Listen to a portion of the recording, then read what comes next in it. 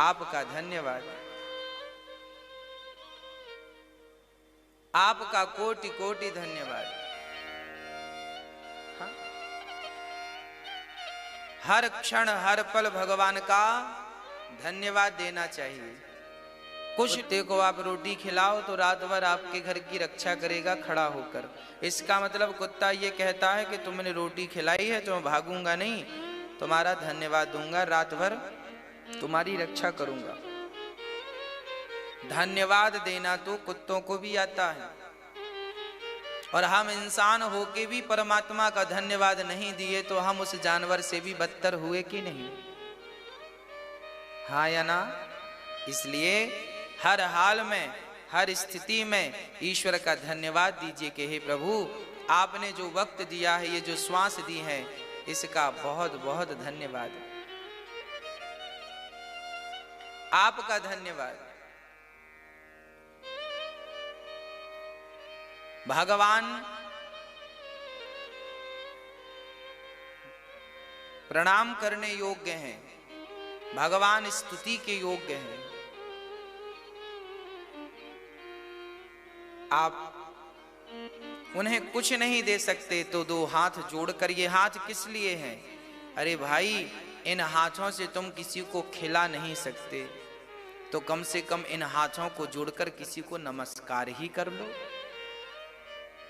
है ना?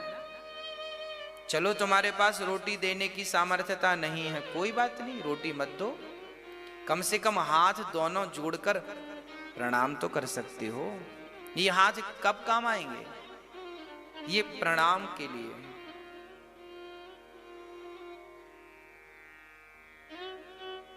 याद रखना, जब हम प्रणाम करते हैं तो छोटे भी बड़े बन जाते हैं। आपके हाथ में सबसे छोटी उंगली कौन सी है? ये कनिष्ठिका, ये। इसकी देखो कोई पूछ नहीं, जब हम कुछ प्रसाद लेते हैं ना तो ये सबसे पीछे होती है। एक बार इस उंगली ने भगवान से कहा, प्रभु आपने हमारे साथ गलत कर दिया, हमें सबसे पीछे रखा, प्रसाद लो, आप ऐसे करो, प्रसाद की मुद्रा बनाओ, तो देखो ये उंगली सबसे पीछे होगी, ऐसे पीछे होती है ना, ये पीछे। इसने कहा आपने हमें सबसे पीछे कर दिया, हमें तो कोई देखता भी नहीं है, हमारी तो कोई वैल्यू ही नहीं है, हम तो कोई सामान उठाने के काम भी नहीं आते भाई, सारा सामान लगभग हम इन उंगलियों से कर लेते हैं। अंगूठा बड़ा महत्व रखता है और ये 3 उंगलियां, इसकी जरूरत जरा कम पड़ती है ना। अब ये बहुत दुखी हो गई, ये बोली भगवान आपने हमारे साथ गलत किया, देखो हमारी तो कोई वैल्यू नहीं है, कोई पूछता नहीं है सब। भगवान ने कहा कोई बात नहीं, तू अभी सबसे पीछे है, पर जब कोई प्रणाम करेगा तो तू सबसे आगे आ जाएगी, यही तेरा महत्व। देखिए सबसे पीछे, जब हम प्रणाम करते हैं किसी को तो कनिष्ठिका सबसे आगे होती है, ये देखिए, है ना, ये सबसे आगे है। तो जीवन में जो छोटे से छोटा भी है, वो भी जब किसी को प्रणाम करता है तो वो बड़ा बन जाता है, वो आगे आ जाता है। यही इसका भाव है कि आप तब तक ही छोटे हैं जब तक आप झुकना नहीं जानते, आप तब तक ही छोटे हैं जब तक आप बड़ों को प्रणाम करना नहीं जानते। जिस दिन आप बड़ों का सम्मान करने लगेंगे, झुकने लगेंगे, उसी दिन आप बड़े बन जाएंगे। जैसे ये उंगली है तो छोटी, पर प्रणाम करते वक्त सबको पीछे करके खुद आगे हो जाती है ना, ये देखिए। इसलिए हम प्रणाम करना सीखें। चलो भगवान को ही प्रणाम कर लें। इसलिए रोज सुबह शाम दोपहर जब समय मिले तो हाथ जोड़ के भगवान का धन्यवाद करते रहना। तो भगवान सत्यम परम धीमहि हैं, सत्य स्वरूप हैं, हमें जन्म देने वाले हैं। जन्माद्यस्य जन्म आदि यस्य जन्माद्यस्य, है ना, जो हमारे जन्म के हेतु हैं, हमारा पालन करते हैं, हमारा संहार। भाई जब आदमी बूढ़ा हो जाता है तो बूढ़ा आदमी क्या चाहता है? बूढ़ा आदमी चाहता है बस हम मर जाएं तो हमारी मुक्ति हो जाए, बस बहुत कष्ट हो गया है। जब शरीर रोगों का घर बन जाता है तो बूढ़ा आदमी भगवान से एक ही प्रार्थना करता है कि प्रभु अब हमारा शरीर पूरा कर दीजिए, क्योंकि शरीर के पूरे होने में ही अब उसकी भलाई है और उसका सुख है। तो मृत्यु का भी सुख कौन देता है? भगवान ना चाहे तो फिर आदमी मरता ही नहीं। कई लोग ऐसे हैं जो मरते ही नहीं, बड़ा कष्ट भोग रहे हैं, उनका तो एक एक दिन सालों की तरह गुजर रहा है। सब अच्छा होता है ना तो रात कब गुजर जाती है पता नहीं लगता, पर जरा कुछ बिगड़ जाए तो देखो रात बड़ी दुखद होती है।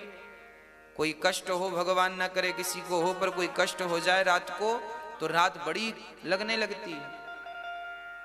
तो बुढ़ापे का दर्द कितना कठिन है, तो वो दर्द से कौन मुक्ति दिलाता है?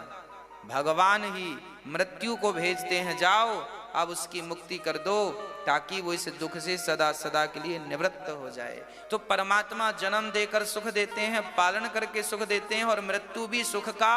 लोग मृत्यु को पता नहीं क्यों दुख मानते हैं, जबकि मरने वाले के लिए तो मृत्यु उसका उत्सव है, उसका त्योहार है। मृत्यु को त्योहार की तरह होना चाहिए, खूब आनंद से। ऐसे भगवान जो स्वानैव राजति इति स्वराट, जो परमात्मा स्वयं प्रकाशित हैं, जिन्हें किसी के प्रकाश की आवश्यकता नहीं है। चंद्रमा और सूर्य भी जिनके प्रकाश से प्रकाशित होते हैं, ऐसे परमात्मा को हम प्रणाम करते हैं। सत्यम परम धीमहि, जिस परमात्मा के लिए मुह्यन्ति यत् सूरयः, ब्रह्मा इंद्र जैसे भी मोहित हो जाते हैं, ऐसे परमात्मा को हम साष्टांग प्रणाम करते हैं। धर्मः प्रोजित कैतवोत्र परमो निर्मत्सराणां सतां, वेद्यं वास्तवमत्र वस्तु शिवदं तापत्रयोन्मूलनम्।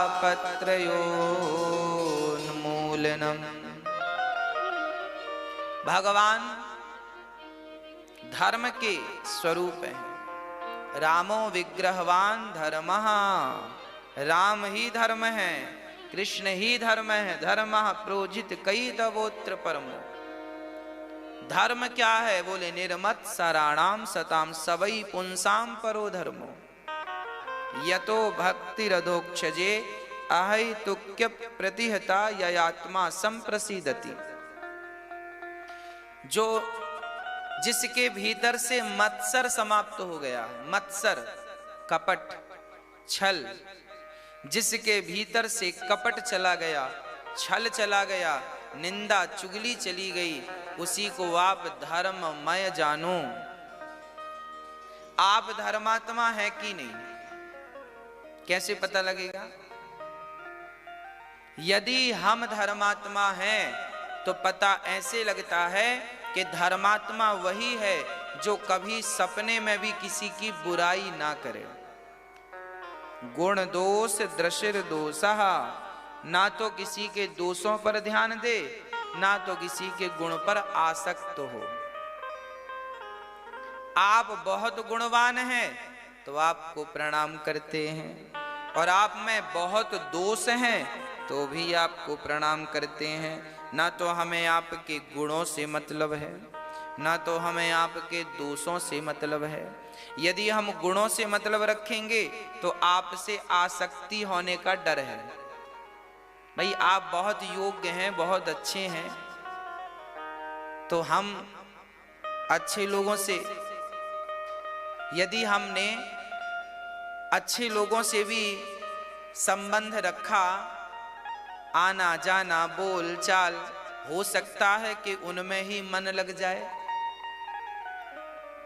हाँ भाई, बहुत अच्छा व्यक्ति है तो उसमें भी तो मन लग सकता है। भारत जी का तो मृग में लग गया था। तो आपका मन कहीं अच्छे व्यक्ति में लग ना जाए। और यदि कोई व्यक्ति बहुत गलत है और वो आपको कुछ गलत बोल रहा है तो भी आपका मन वहां लग सकता, देखो उसने हमें गाली दे दी, अब आपका मन वहीं रखा, उसने हमें गाली क्यों दी, उसने हमें गाली क्यों, बार बार आप उसी के बारे में सोचेंगे। कोई गुणवान है तो भी आप उसके बारे में सोचेंगे, और कोई दोष व्यक्ति है जिसमें है तो भी आप उसके बारे में सोचेंगे। इसलिए शास्त्र कहते हैं गुण दोष दृश्य दोषा, ना गुण पर ध्यान दीजिए ना दोष पर ध्यान दीजिए, हाथी की तरह रहिए आप। हाथी कैसे रहता है? जब हाथी बाजार से निकलता है तो कुछ लोग आरती उतारते हैं हाथी की, उसे खिलाते पिलाते हैं, प्रणाम करते हैं, जय हो गणेश भगवान की। हाथी देवता का स्वरूप है, प्रणाम करते हैं। कुछ लोग हाथी को प्रणाम करते हैं तो हाथी क्या प्रणाम करने वालों को देखता है? बोलो। और कुछ कुत्ते भौंकते हैं उसके पीछे, जब हाथी चलता है ना तो गांव के सारे कुत्ते उसके पीछे भौं भौं भौं भौं चालू। अब बताओ हाथी किसकी तरफ देखता है? ना तो प्रणाम करने वालों को रिस्पांस देता है, ना तो भौंकने वाले को रिस्पांस देता है। हाथी तो अपनी मस्ती से आगे चलता रहता है, चलता रहता। उसी प्रकार तुम अपनी मस्ती से आगे भगवान की तरफ चलते जाओ, चलते जाओ।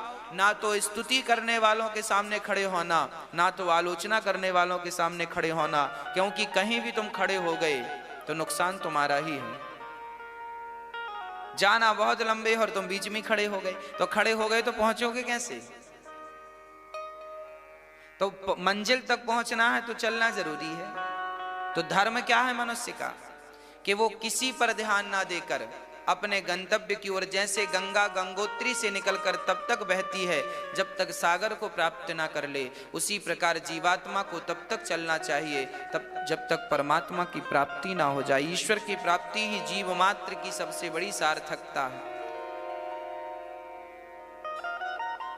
तो मनुष्य का धर्म निर्मत्सराणाम सता, मत्सर त्याग कर, कोई कपट त्याग कर, जितने भी कपट छल अहंकार काम क्रोध जितनी हमारे भीतर बुराइयां हैं इन पर कंट्रोल कीजिए। आप ही कर सकते हैं, पड़ोसी करने नहीं आएगा। गुस्सा आपको आता है तो उसे कंट्रोल आप ही करेंगे, हम थोड़ी करेंगे। हम तो ज्ञान दे सकते हैं, हम तो मार्ग बता सकते हैं, चलना ना चलना मर्जी आपकी है। इसलिए आप अपने पर कंट्रोल करना सीखिए। भागवत क्या है? भागवत निगम कल्प तरोर गलितम फलम शुक मुखामृत द्रव संयुतम पिबत भागवतम रसमालयम मुहुरहो रसिका भुवि भावुका। भागवत पका हुआ फल है वेदों का। सर्व वेदेतिहासानाम सारम सारम समुद्रतम। सबका सार कौन है? भागवत जी सबके सार है। तो भक्तों, शुकदेव जी ने इस फल को अपने मुख से लगाकर और मधुर कर दिया, तो इसमें रस रस है, इसलिए कहा है पिबत भागवतम रसमालयम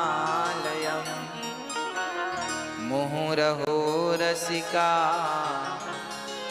भुवि भावुका। पियो, खूब मन लगा के पियो। भागवत जी का फल रस है, खूब मन लगा के पियो। शुकदेव जी को प्रणाम सूत जी करते हैं शौनक आदि के प्रश्नों का जवाब देने के पहले। शुकदेव जी जन्म लेते ही सन्यासी हो गए। सुखदेव जी मां के गर्भ में 12 वर्षों तक रहे। सुखदेव जी के लिए कहा यम प्रव्रजंत मनुपेत मपेत कृत्यम द्वैपायनो विरह कातर आजुहावा पुत्रेति तन्मयतया तरवो विनेदुस् तम सर्वभूत हृदयं मुनिमान तोष्मि। श्री सुखदेव भगवान का जन्म हुआ। जन्म लेते ही सुखदेव जी भगवान की तरफ चले गए।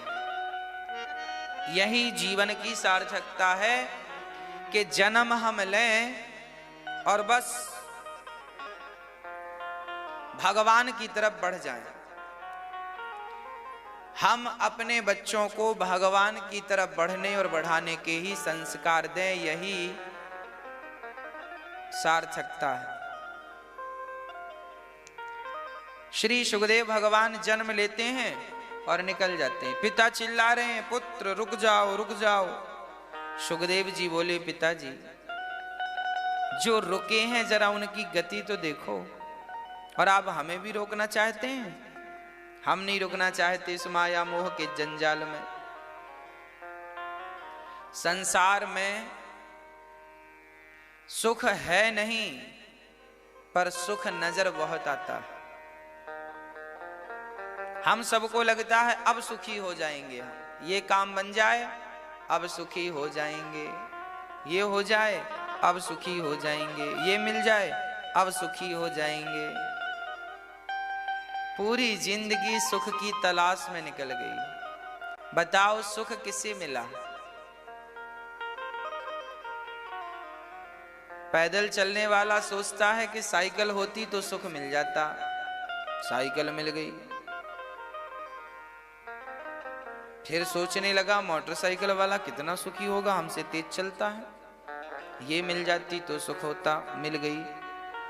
अब कुछ दिन बाद सोचने लगा कार होती तो सुख मिलता, कार मिल गई। बोले कार हमारी 5 लाख की है, 12-15 लाख वाली होनी थी तब बड़ा सुख मिलता, 15 लाख की मिल गई।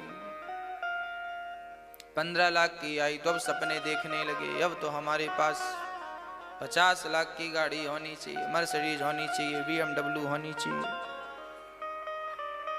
जो जो हमें मिलता जाता है वो छोटा लगने लगता है। जो जो हमें मिलता जाता है उसकी वैल्यू हमें कम लगने लगती है। जो नहीं है हम उसकी चाहत करने लगते हैं। पूरी जिंदगी अब मैं निकल गई, अब सुख मिलेगा, ये मिल जाए तो अब सुख मिलेगा, ये ऐसा हो जाए तो सुख मिलेगा। भाई निकल गई जिंदगी, पूछो दुनिया से किसे सुख मिला? संसार का सुख तो अपनी परछाई पकड़ने जैसा है। जैसे आप अपनी परछाई पकड़ने के लिए जितना दौड़ेंगे परछाई आपसे उतने दूर निकल जाएगी। उसी प्रकार संसार का सुख पाने के लिए जितना भागेंगे संसार का वो सुख आपसे उतना दूर निकल जाएगा, और बस पूरी जिंदगी केवल उस सुख की तलाश में निकल जाएगी। अब कब? कभी नहीं। कब सुख मिला?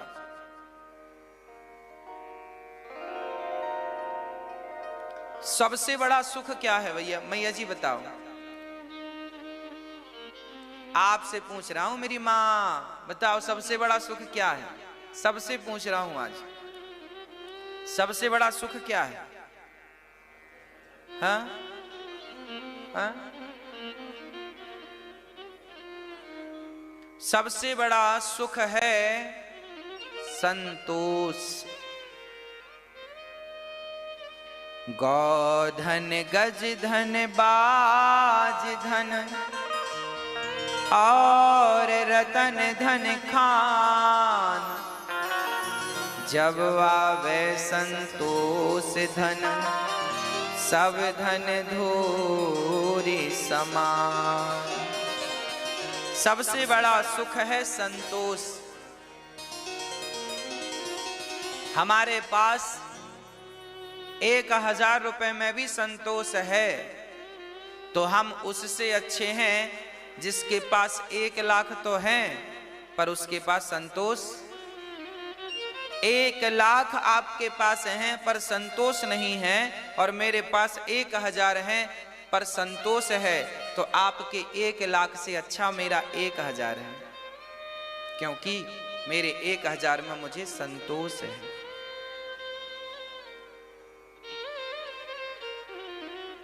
संतोष सबसे बड़ा धन है। आज का प्राणी दुखी क्यों है? क्योंकि उसके पास कमी दौलत की नहीं है, कमी संतोष की है। इसलिए संतोष आवश्यक है। सुदामा संतोषी ही तो थे, फटे कपड़े पहनकर चलते थे, ना बंगले की कभी चाहत रखी, ना पेट भर खाने की कभी चाहत रखी, बस कृष्ण कृष्ण जपते थे। जो मिल जाए, कई बार भूखे सोना पड़े, लोग कहते हैं सुदामा तुम्हें भूखे रहना पड़ा। सुदामा जी बोले कोई बात नहीं, जैसी बिहारी जी की विधाता की इच्छा। अर्थात संतोष था, शिकायत नहीं थी कि अब ये नहीं दिया तुमने, ना, जो देखो जो मेरे भाग्य में है वो मिलके रहेगा। मेरे भाग्य में सुख है, सुख मिलकर रहेगा, और मेरे भाग्य में ओ ना काहू को सुख दुख कर दाता,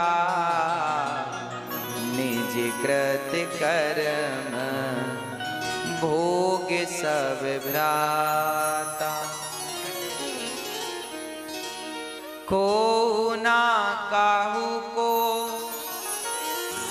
सुख दुख कर दाता, निज कृत कर्म भोग सब भ्राता।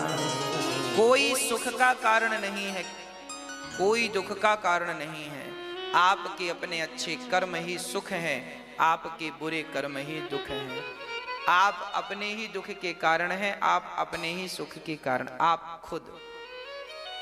इसलिए हम किसी पर दोष ना दें कि तेरे कारण काम बिगड़ा, तेरे कारण ऐसा, ना, को ना काहू को। आप ही संतोष रखें। 100 रुपए की साड़ी पहनो तो संतोष हो, और 1000 10,000 की भी कोई पहन के घूमे और वो संतोष नहीं है, तो वो तो 100 रुपए की साड़ी पहन के संतोष जिसको है वो ही अच्छा है। इसलिए घास की झोपड़ी है आपकी और आपको उसमें संतोष है, तो आप रावण के महलों से भी आनंद में हैं, क्योंकि उसे उस महलों में भी संतोष ही तो नहीं था। हाँ, संतोष। आपका पति काला है, पत्नी काली है, और आपको अपनी काली पत्नी पर, काले पति पर संतोष है, सांवले पर संतोष है, तो फिर गोरे की जरूरत नहीं है। और गोरी पत्नी हो, गोरा पति हो, सुंदर हो पति और पत्नी, और फिर भी संतोष ना हो, तो फिर क्या फायदा। रावण के पास मंदोदरी जैसी पत्नी थी। ये अपनी झोपड़ी से संतुष्ट रहिए, विधाता ने तुम्हें जो दिया है उसमें खुश रहिए। और आप तरक्की चाहते हैं तो अच्छी बात है, उसके लिए ईमानदारी से मेहनत करते रहिए। भगवान जहां जहां पहुंचाते जाएं सो पहुंच। तो मैं आपकी होठों पे मुस्कान देखना चाहता हूं, और आप महलों में रहें तो भी आपकी होठों पे मुस्कान देखना चाहता हूं, क्योंकि देखिए मुस्कान तो मुस्कान होती है। और मुस्कुराने के लिए जरूरी नहीं है कि हमारे पास पैसे होंगे तो हम मुस्कुराएंगे। मुस्कुराने के लिए क्या चाहिए, बोलो, मुस्कुराने के लिए क्या चाहिए मेरी माँ, बोलो।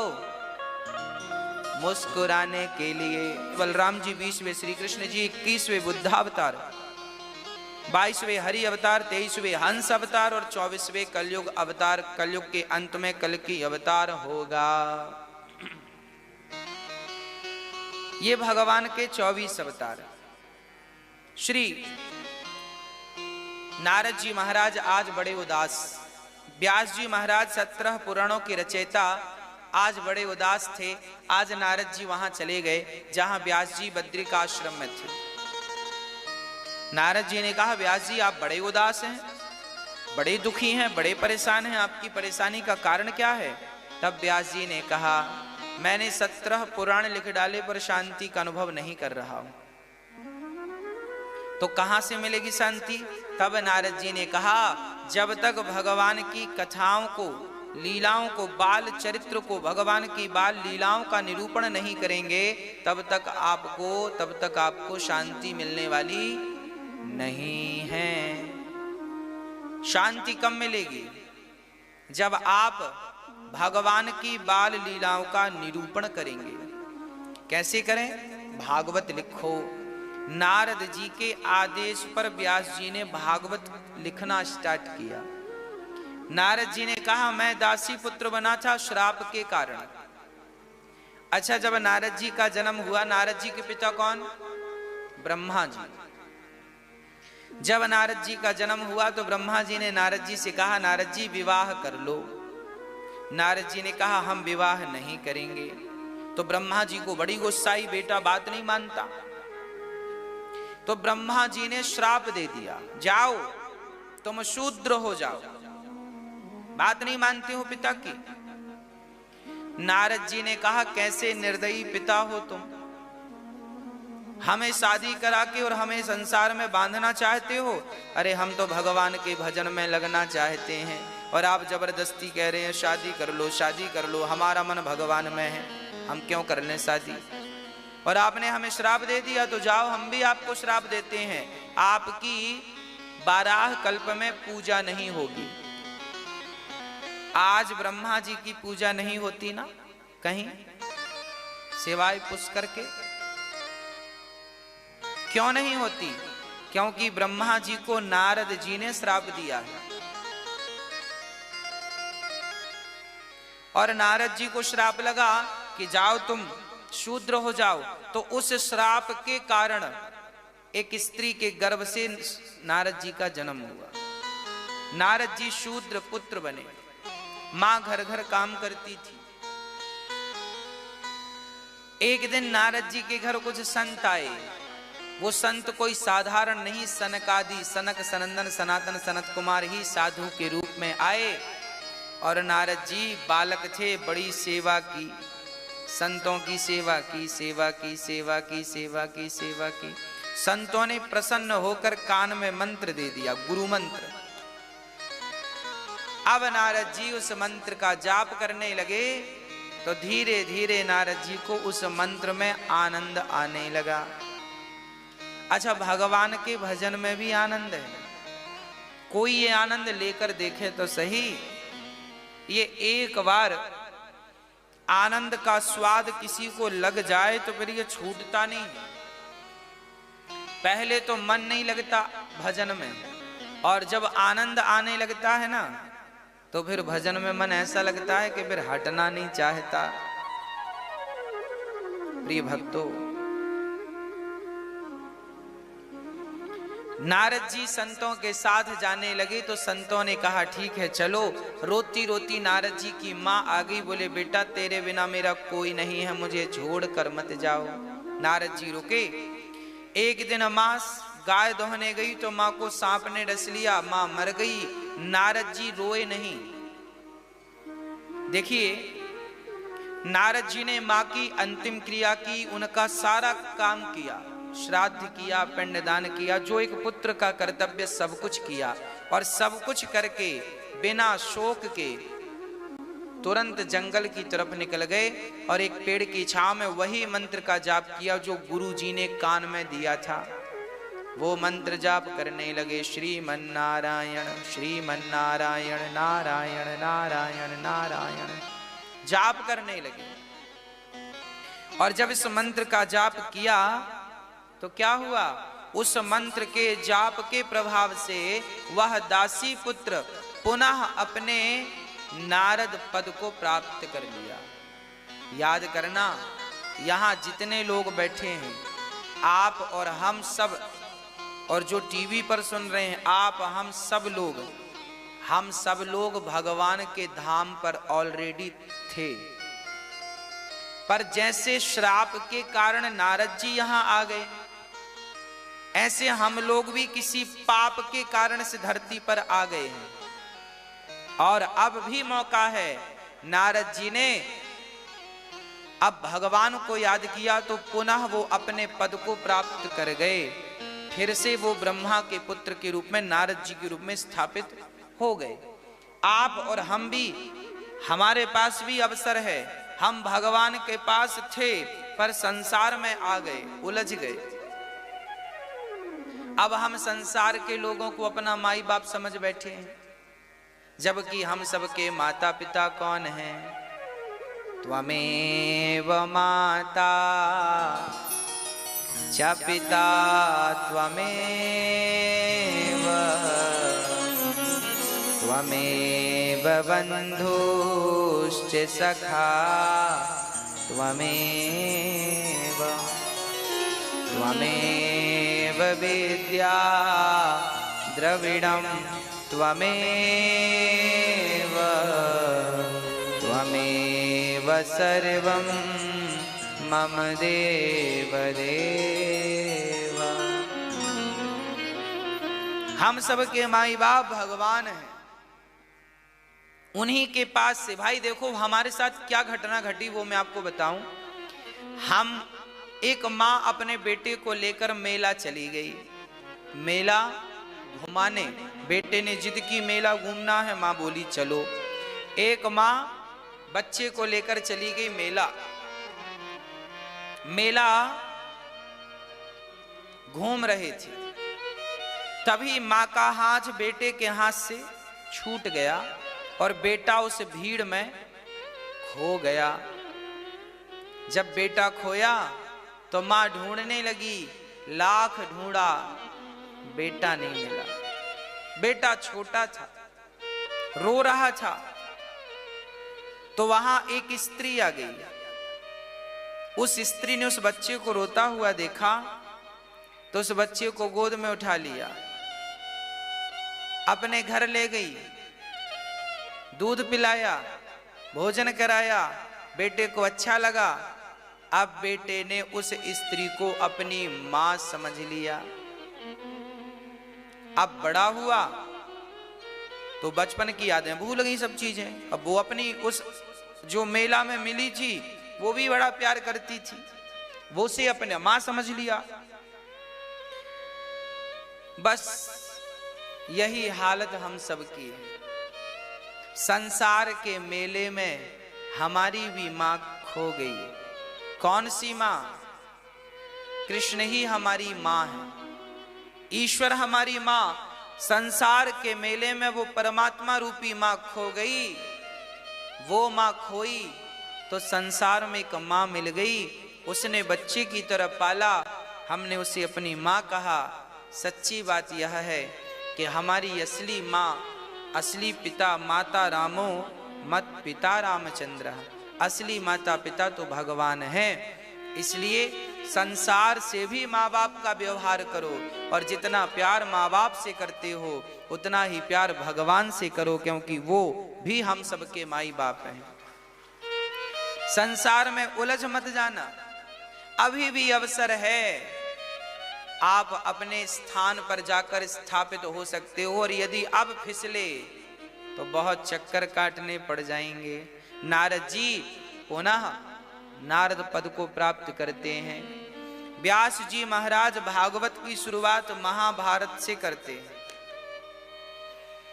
व्यास जी ने भागवत लिखी महाभारत से स्टार्ट किया। पाराशर्य महाभागा, पाराशर जी के पुत्र श्री वेद व्यास जी, हाँ, श्री व्यास जी महाराज ने भागवत की शुरुआत कहां से की? भागवत की शुरुआत उस युद्ध से की जिसे हम महाभारत कहते हैं। महाभारत में दो पक्ष हुआ करते थे, पांडवों का पक्ष अलग, कौरवों का पक्ष अलग। पांडवों के पक्ष में पक्षधर भगवान स्वयं थे, और कौरवों के पक्ष में पितामह थे, दुशासन था, द्रोणाचार्य थे, और बड़े बड़े दिग्गज महारथी कर्ण जैसे थे। अच्छा, पांडवों की सेना और पांडवों का बल बहुत कम था, जबकि कौरवों की सेना और कौरवों का बल अधिक से अधिक था। बड़ा युद्ध हुआ महाभारत का। सारे कौरव मारे गए, पितामह भीष्म मारे गए, गुरु द्रोणाचार्य मारे गए, दानवीर कर्ण मारे गए, शकुनी मारे गए, दुशासन मारा गया। प्रश्न खड़ा हुआ कि ये सब दिग्गज लोग क्यों मारे गए?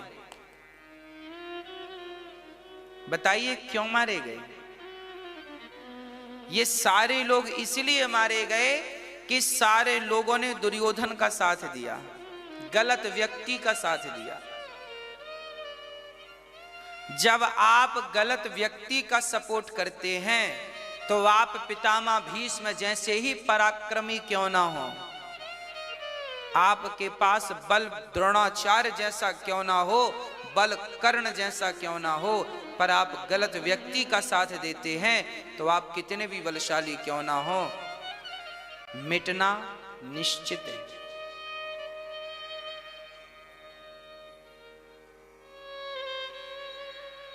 गलत व्यक्ति का सहयोग ना कीजिएगा। पितामह भीष्म से गलती ये हो गई कि वो दुर्योधन का सपोर्ट करने लग गए। अरे एक दुर्योधन को मार देते ना भीष्म पितामह तो महाभारत का युद्ध ही ना होता। भरी सभा में द्रौपदी की साड़ी खींची तभी मार देना था इस दुष्ट व्यक्ति को, मारा नहीं, परिणाम बुरा हुआ। विदुर जी ने धृतराष्ट्र से कहा था, धृतराष्ट्र, अच्छा जब दुर्योधन का जन्म हुआ था ना तभी इसके जन्म पर विदुर जी ने कह दिया था कि ये पूरे खानदान को तबाह कर देगा, क्योंकि जब इसका जन्म हुआ था तो गधे की तरह रैंकना शुरू कर दिया था दुर्योधन। विदुर जी समझ गए कि ये सत्यानाशी बालक है। धृतराष्ट्र से कहा इसको मार डालो, इसके मार देने से यदि तुम्हारे वंश की रक्षा होती है तो इसको मार देने से भला है। पर अंधे धृतराष्ट्र तो पुत्र मोह में ग्रसित थे, पुत्र मोह था और उसी पुत्र मोह ने सत्यानाश करा दिया। 100 की 100 मारे गए, 100 की 100 नहीं बल्कि 101 मारे गए। दुर्योधन इत्यादि ये 100 भाई तो थे, ये गांधारी के पुत्र थे। धृतराष्ट्र की एक वैश्य पत्नी और थी, उसका भी एक बेटा था। सारे मारे गए,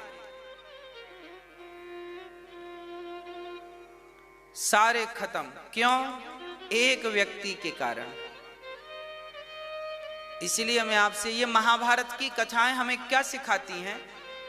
आपका बेटा ही क्यों ना हो, यदि वो गलत राह पर चल पड़ा है तो माँ बाप को भी उस बेटे का सहयोग नहीं करना चाहिए। ये महाभारत की ये कथा सिखाती है।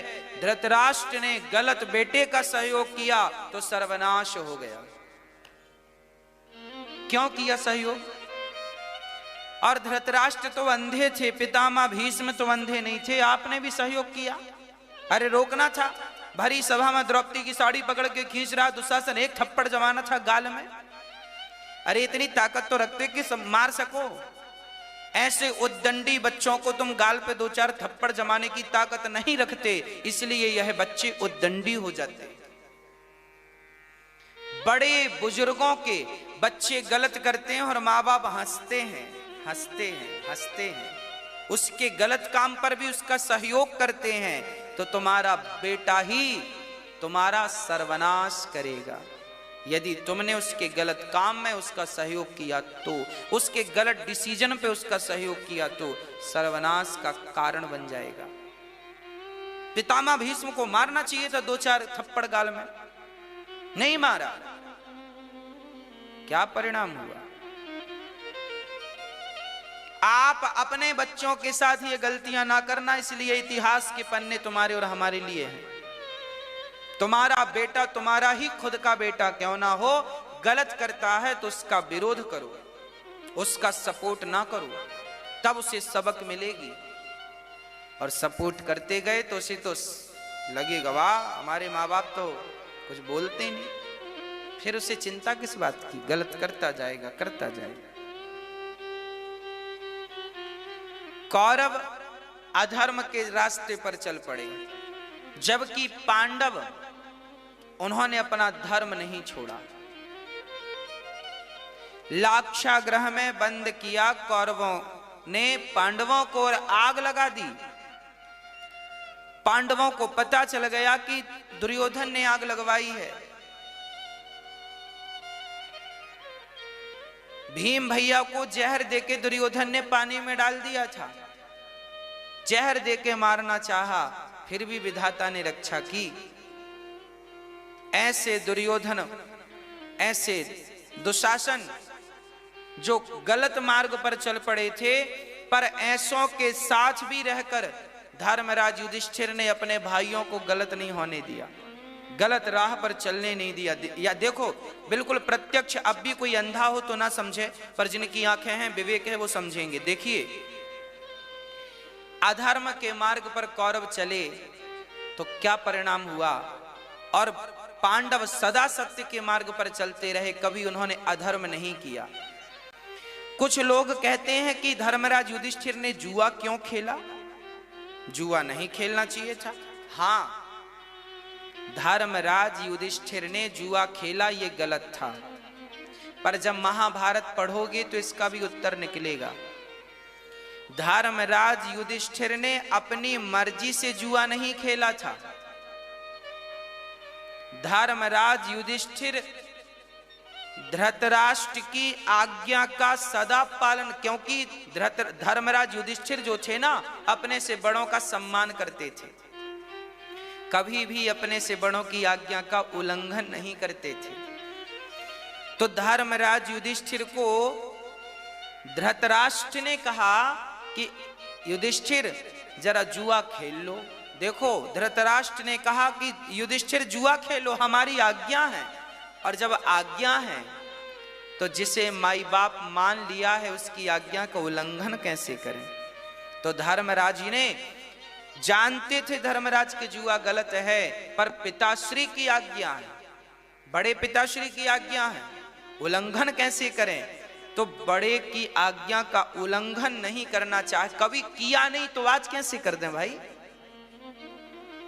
तो नहीं किया, जब धर्म का पालन किया उन्होंने, आज्ञा का पालन किया उन्होंने, आज्ञा गलत थी फिर भी पालन किया। याद रखना, आप बड़ों के प्रति सम्मान की दृष्टि रखिएगा।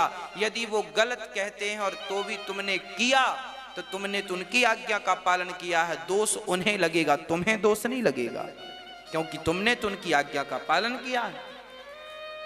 इसीलिए माँ बाप को भी बच्चों को वही आज्ञा देनी चाहिए जो उचित है, अनुचित आज्ञा मत दे देना, क्योंकि आपकी आज्ञा का पालन तो बच्चे कर देंगे। कहीं गलत आज्ञा दी और गलत आज्ञा का पालन बच्चों ने कर दिया तो उसका दोष बच्चों को नहीं, आपको लगेगा, क्योंकि आपने आज्ञा दी।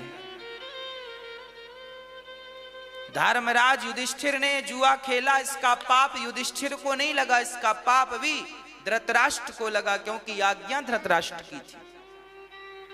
लिखा है महाभारत में, पढ़ा है हमने इस प्रसंग को। भक्तों, धर्मराज युधिष्ठिर, धर्म का मार्ग आपने कभी नहीं छोड़ा, तो जब आपने धर्म नहीं छोड़ा तो धर्म ने भी पग पग में आपका सपोर्ट किया, सहयोग किया, और अंत में विजय आपको मिली, क्योंकि आपने धर्म नहीं छोड़ा। बस आप आज इस डिसीजन पर पहुंचो कि जो धर्म के साथ है विजय श्री भी उनके साथ है, जो धर्म के साथ है कन्हैया भी उनके साथ है। ईश्वर उन्हीं का सपोर्ट करते हैं जो धर्म के मार्ग पर चलते हैं। कभी भी अधर्म के रास्ते पर ना चल पड़ना। धर्मो रक्षति रक्षिता। जब आप धर्म की रक्षा करते हैं तो धर्म भी आपकी रक्षा करता। श्याम सुंदर ने सहयोग किया अर्जुन का, रथ चलाए, आगे बैठ गए भगवान, चला। क्या अर्थ है? अर्थ यही है कि सदा भगवान की, अर्जुन ने एक भी बाण अपनी मर्जी से नहीं चलाए। भगवान जैसा जैसा कहते गए वो वैसा वैसा। अर्जुन तो युद्ध छोड़ के ही भागना चाहते थे, मुझसे नहीं लड़ा जाएगा, मैं तो जा रहा हूं। भगवान ने कहा खड़ा हो जा, कर्मण्येवाधिकारस्ते, कर्म छोड़ के भागेगा पाप लगेगा, कर्म कर। बोले मैं पितामह पर बाण कैसे चलाऊं? भगवान बोले घर में पितामह पितामह होंगे, ये रण क्षेत्र है, यहाँ कोई पितामह नहीं है, कोई बाप नहीं है। युद्ध क्षेत्र में तो सब दुश्मन है और बाण चलाना तुम्हारा धर्म है, कर्तव्य है, करो अपना कर्म। युद्ध क्षेत्र में कोई रिश्तेदारी नहीं। इसलिए हमारे देश के जवानों को भी ये बात सिखाई जाती है कि तुम्हारे अपने पिता भी गलत करें, तुम्हारा अपना बेटा भी राष्ट्र से द्रोह करे, तो उसकी खोपड़ी में बंदूक मारने में देर मत लगाना। हाँ, तुम्हारा अपना बेटा और तुम्हारा अपना पिता भी यदि राष्ट्र से द्रोह करे, गद्दारी करे राष्ट्र से, तो तुम उसे गोली मार देना।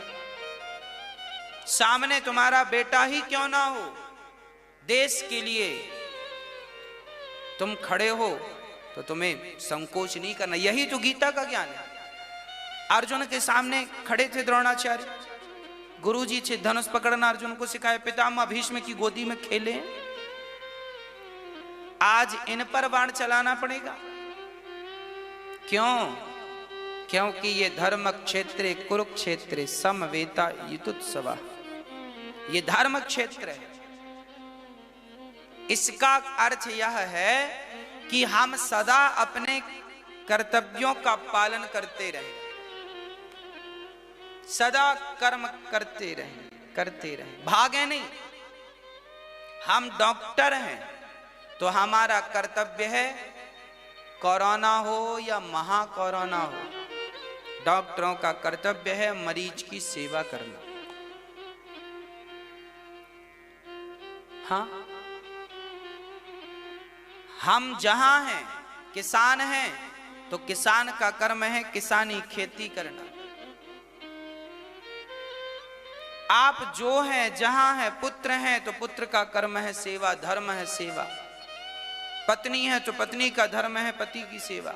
जहां हो, जिस हाल में हो, अपने कर्तव्यों का निर्वहन कीजिए, पालन कीजिए।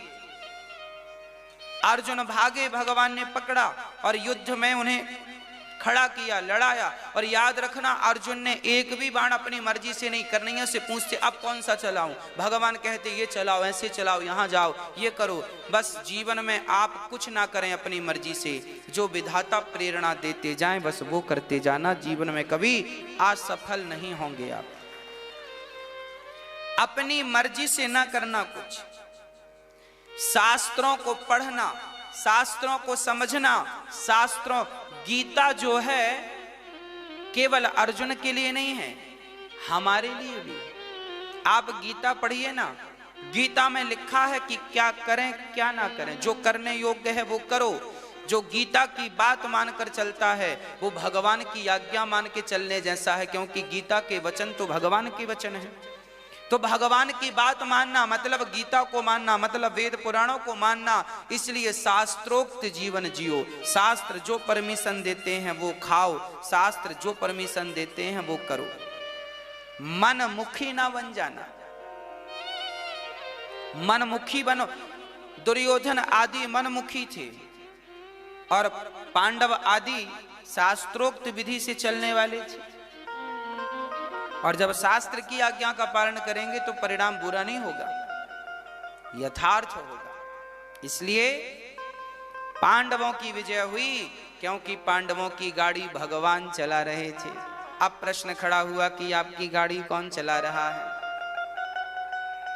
पांडवों का रथ, अर्जुन का रथ कौन चला रहा था?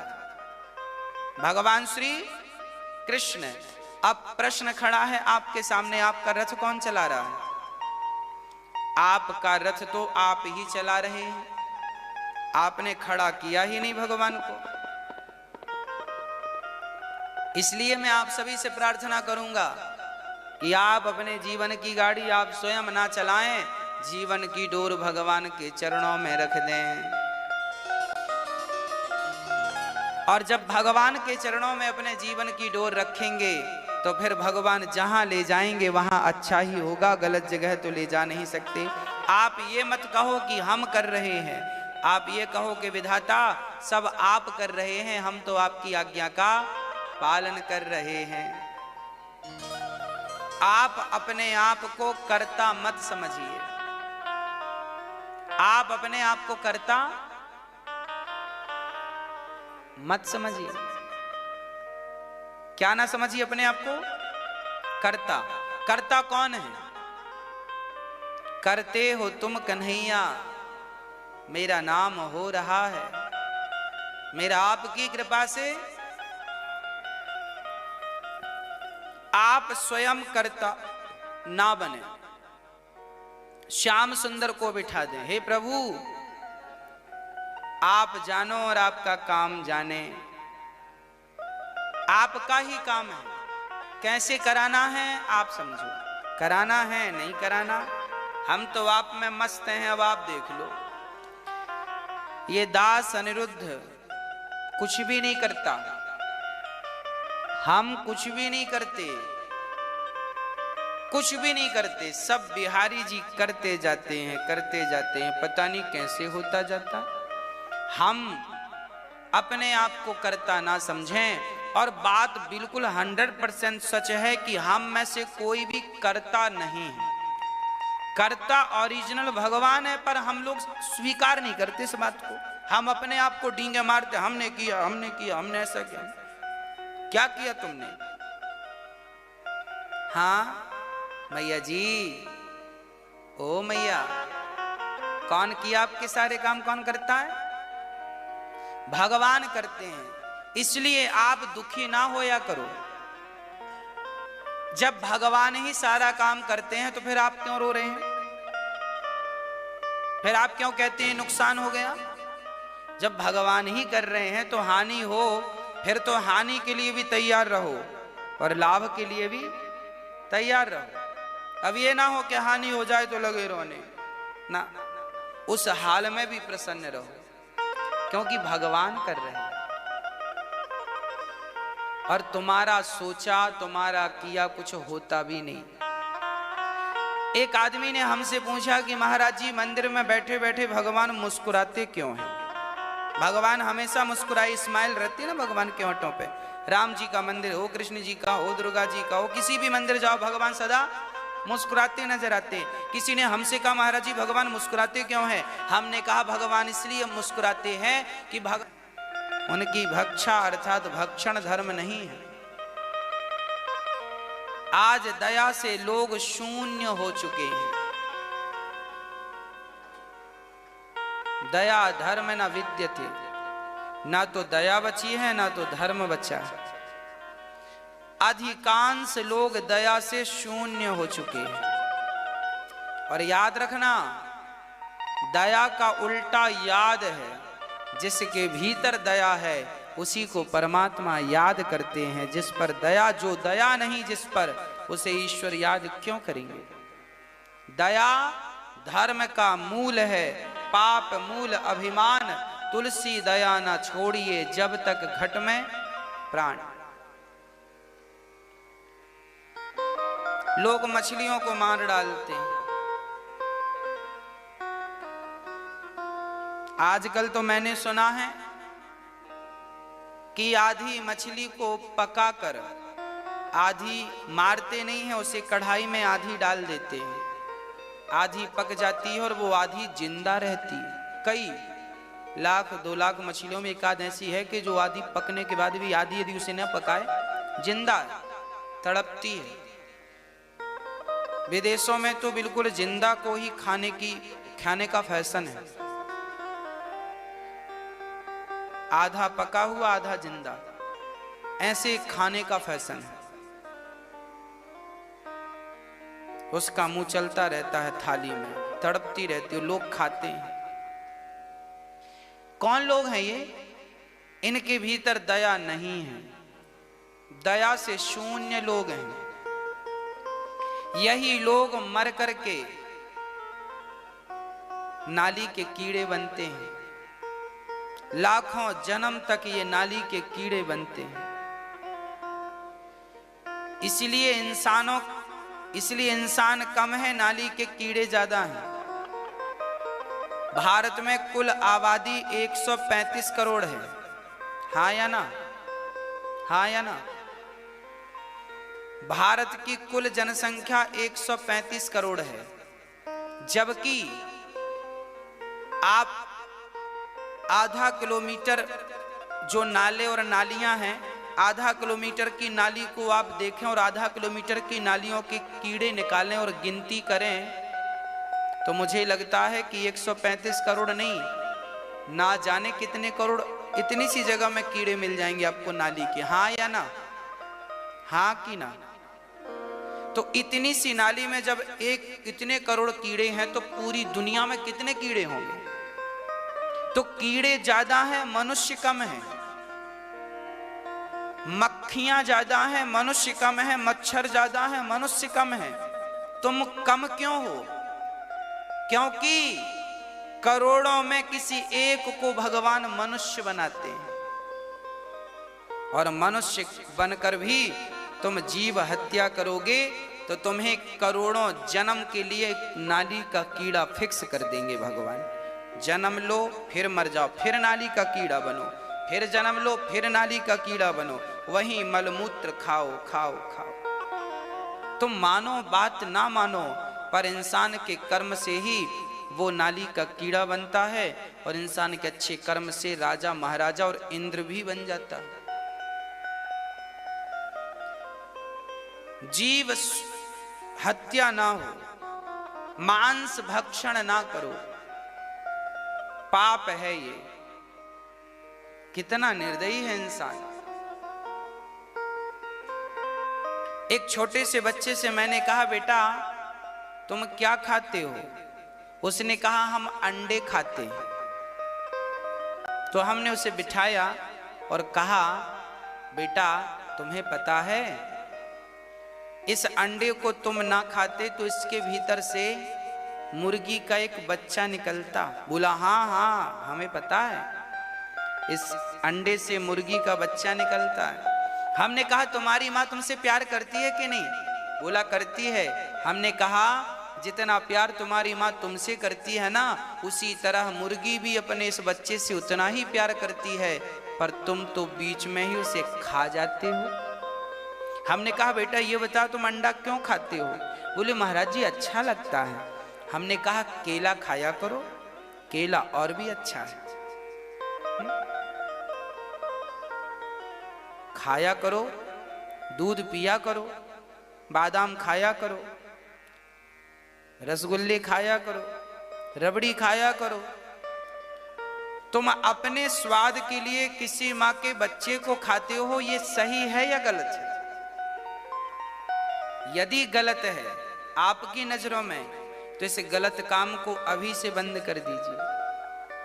अभी जाग जाइए, नहीं तो जागते जागते देर ना हो जाए। जीव हत्या बहुत बड़ा पाप है, और यही पाप दंड अभी आपको कुछ भी समझ में नहीं आएगा। अभी तो सब हरा हरा है, खाओ पियो मौज करो। जब तुम उस स्थिति में पहुंचोगे, जब हिसाब किताब होगा, जब भगवान हिसाब लेंगे, चलो हिसाब दो तुमने क्या किया संसार में, हिसाब देते समय पसीने छूटेंगे। तब कहेंगे भगवान कि तुम्हें हमने जीव की हत्या के लिए भेजा था।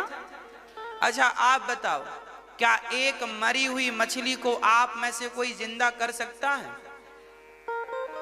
यदि मरी हुई मछली को हम जिंदा नहीं कर सकते तो जिंदा को मारने का अधिकार तुम्हें किसने दे दिया है?